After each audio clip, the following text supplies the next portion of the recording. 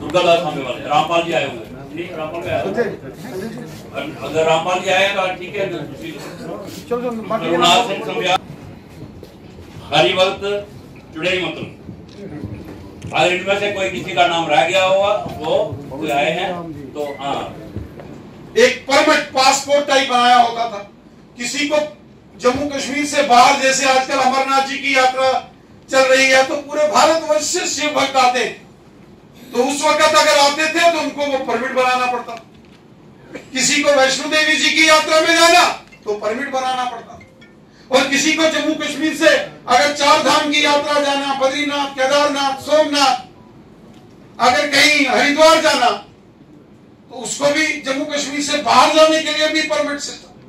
तो इन सभी विषयों को लेकर डॉक्टर श्यामा प्रसाद मुखर्जी, जो कि जवाहरलाल नेहरू की कैबिनेट में कैबिनेट मिनिस्टर, उन्होंने त्याग पत्र दिया और जवाहरलाल नेहरू को लिखा कि आप जो जम्मू कश्मीर को लेकर जिन नीतियों पर चल रहे हैं, ये राष्ट्र विरोधी नीतियां हैं, इससे भविष्य में एक और विभाजन हो सकता है और इसलिए मैं आपसे सहमत नहीं हूं।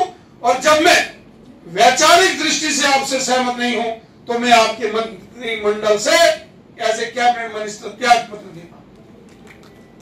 और उन्होंने रिजाइन किया। जिन्होंने जम्मू कश्मीर के आंदोलन में, यानी आजाद भारत के अंदर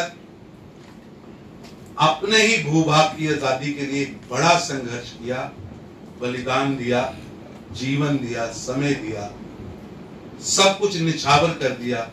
जब दूर तक अंधकार था तब दिया लेकर खड़े हुए ऐसे परिवारों को मैं सबसे पहले नमन करता हूं। आप सबके कठोर मेहनत और उन परिस्थितियों को अगर कोई याद करे, जिन परिस्थितियों में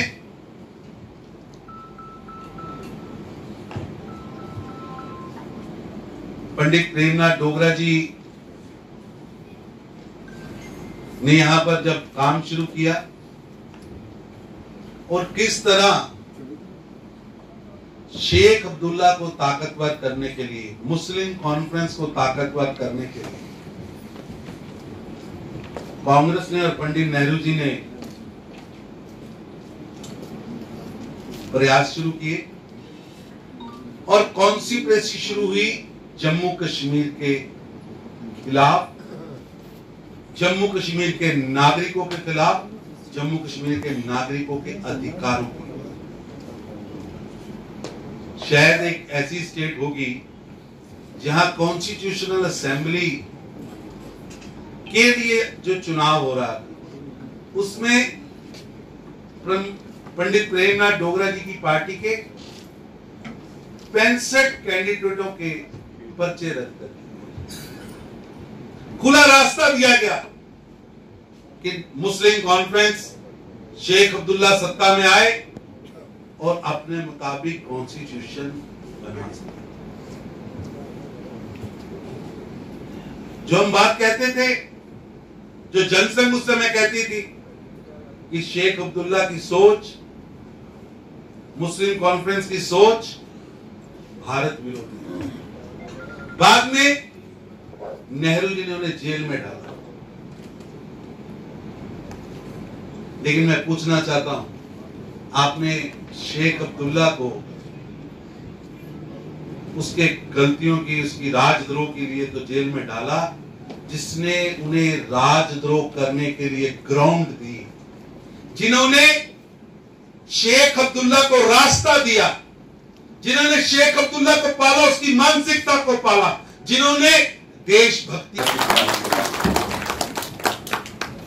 मादरे हिंदोस्ताना चीज तोहफा कर कबूल, खून से लकड़ा हुआ अपना ही सब आया। किसी को क्या जरूरत होती है कि अपना परिवार छोड़ करके,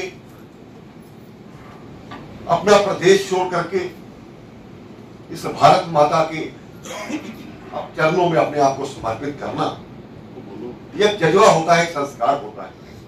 इन संस्कारों के कारण से भी आज हिंदुस्तान बचा हुआ है। विडंबना है